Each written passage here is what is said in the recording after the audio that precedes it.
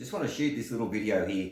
A lot of people I see get into the property investing game and they make mistakes, okay? So for most people, here's what they're trying to do, right? You've got your own home, you want to try to get that paid off as fast as you can, right? Because as we know, it's bad debt. Superannuation, we don't have a lot of control over super, the stock markets, the economy, the governments, world events, coronavirus, global financial crisis, stock market crashes, etc. So for most people, what they're trying to do is get at least one investment property, maybe two, right? And that way you're going to be safer, more secure when you get to retirement. But I just want to share a couple of little stories with you. I had a guy came and see me, 5 or 6 years ago now. He walked into my office at the time, him and his wife, and he took a phone call as he walked in the door. And as he got this phone call, I could listen to him on the phone. He's going, yes, sell it, sell it, deal's done. He hung up the phone. I said, oh, what's happening? He goes, I bought a townhouse off the plan about 2 years ago. He bought it off some dodgy developer in the eastern suburbs of Melbourne, building about 7 or 8 townhouses over there. Major problems with the build, major problems with the construction, major problems with the defects, major problems with water and water damage inside the property once he'd settled. Short story here is, folks, that this particular guy bought that property for $420,000. 12 months later, he sold it on the phone that day he walked into my office. He sold it for $320,000. He lost $100,000, folks, $100,000. And at the time, he was looking to invest again, and his face was all red and he was stressed to the max, and his wife sat with me. We just had this conversation. I said, listen, I think you're better off. It was around November too, it was moving into Christmas. I said, it sounds like you've had a pretty rough ride here for the couple of years. I said, best bet you need to just, take a bit of time out, get yourself right, go away, and look, come back and see us in 3 months or 6 months. We'll see if we can do something. So the next day, his wife calls me on the phone. She says, Tony, thank you so much for that, because her partner was stressed to the max. He was on all sorts of medication. His blood pressure was through the roof.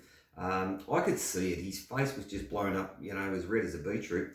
And she said she was so grateful that he didn't step in and make another mistake. So the idea of sharing these stories with you on this particular video is to sort of help you understand that if you do it the right way and follow the steps and follow the sequence and get the right people around you and put the right team around you, you're de-risking any investment that you make, because one big mistake here could cost you $50,000 or $100,000. I had another client came and see me. He bought 2 off the plan properties, and I said, oh, tell me what you bought, where did you buy them? As soon as he mentioned the project, I knew it. I knew who the developer was, and I thought, God, no, tell me, how much did you pay?